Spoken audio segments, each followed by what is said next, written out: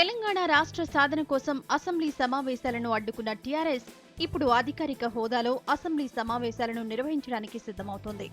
ఈ నెల 8 నుంచి 13 వరకు అసెంబ్లీ సమావేశాలు జరగనున్నాయి. ఇందులో మొదటి 2 రోజులు ఎమ్మెల్యేల ప్రమాణ స్వీకారం, స్పీకర్ ఎన్నిక జరుగుతుంది. 11న గవర్నర్ నరసింహన్ ప్రసంగం, 12, 13 తేదీల్లో గవర్నర్ ప్రసంగంపై ధన్యవాదాలు తెలిపే కార్యక్రమం ఉంటుంది.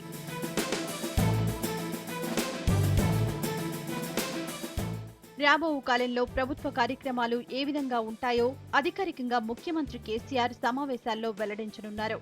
అయితే తొలి స్పీకర్ ఎవరు, ఉప సభాపతి ఎవరనే విషయంపై ఇంకా క్లారిటీ ఇవ్వలేదు. విప్లు, చీఫ్ విప్లు ఎవరు అనేది తేలాల్సి ఉంది. దీంతో పాటు గవర్నర్ స్పీచ్ ప్రాధాన్యత అంశాలపై కూడా క్లారిటీ లేదు.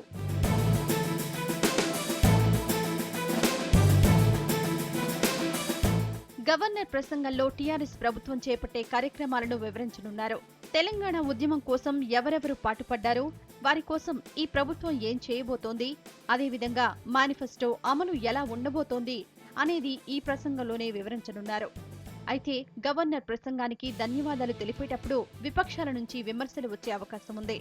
ముఖ్యంగా రుణమాఫీపై రచ్చ జరగడం ఖాయమని తేలడంతో దీనికి కూడా సరైన సమాధానం ఇవ్వడానికి టీఆర్ఎస్ సిద్ధమవుతోంది. ముఖ్యంగా కాంగ్రెస్, టీడీపీలు కలిసి చేస్తున్న రాజకీయాన్ని మొదటిసారిగా అసెంబ్లీ నుంచే ఎదుర్కోవాలనే వ్యూహంతో ఆ పార్టీ ఉంది. అదేవిధంగా సంక్షేమ పథకాలు, అభివృద్ధి కొనసాగింపు లక్ష్యంగా ప్రభుత్వ ప్రసంగం, ధన్యవాద కార్యక్రమం ఉంటుందన్నారు సభా వ్యవహారాల మంత్రి హరీష్ రావు.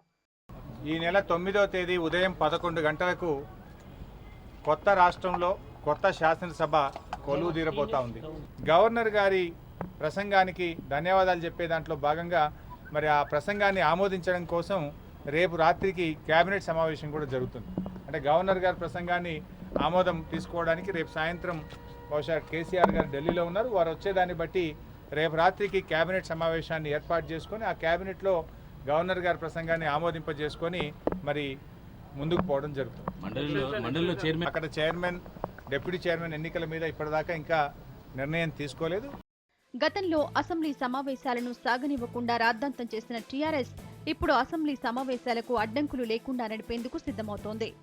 10 మంది సభ్యులతో అసెంబ్లీని అడ్డుకున్న గులాబీ దళం ఇప్పుడు ప్రతిపక్ష సభ్యుల బలం అంతకంటే ఎక్కువగా ఉన్న ఈ సమయంలో ఎలా వ్యవహరిస్తుందో వేచి చూడాలి.